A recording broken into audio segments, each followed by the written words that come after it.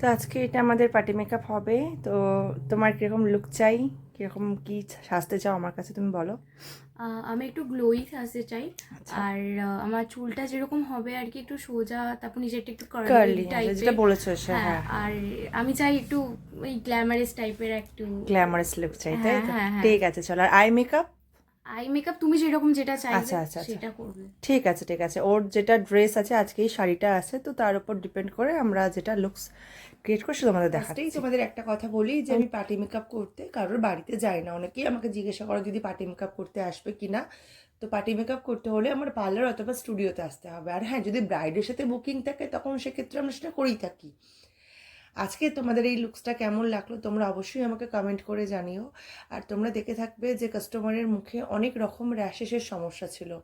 ক্লায়েন্টের যদি স্কিন খুব ভালো হয় সেখানে মেকআপ করাটা খুবই আমাদের কাছে ইজি হয়ে যায়, কিন্তু ক্লায়েন্টের স্কিনে প্রবলেম থাকলে সেখানে মেকআপ করাটা একটু টাফ হয়ে যায়।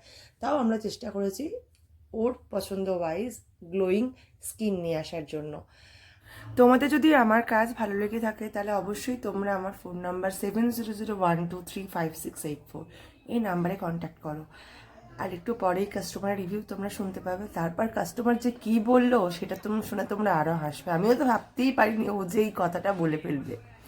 ও অ্যাকচুয়ালি খুব মানে কি বলবো, সরল সহজ মানুষ, তো তাই এই কথাগুলো বলে ফেলেছে।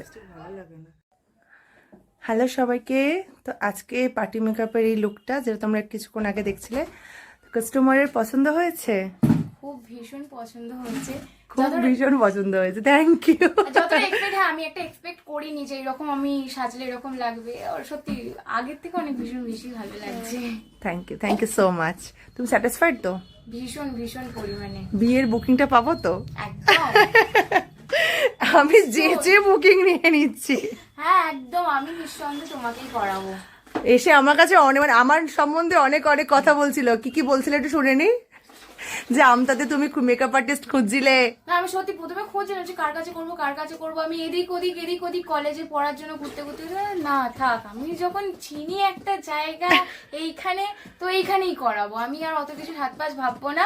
তারপর তোমার সাথে কানেক্ট, তারপর তোমার কাজগুলো দেখা আমার থেকে, তারপর ভালো লাগলো, তারপর মস্তি করে নিলাম যে করলে এখানেই করবো। চলো চলো, থ্যাংক ইউ তোমার রিভিউর জন্য, এত সুন্দর সুন্দর রিভিউ My দেওয়ার জন্য। pleasure. চলো আর okay. আমাকে এত সুন্দর করে সাজানোর জন্য থ্যাংক ইউ সো মাচ।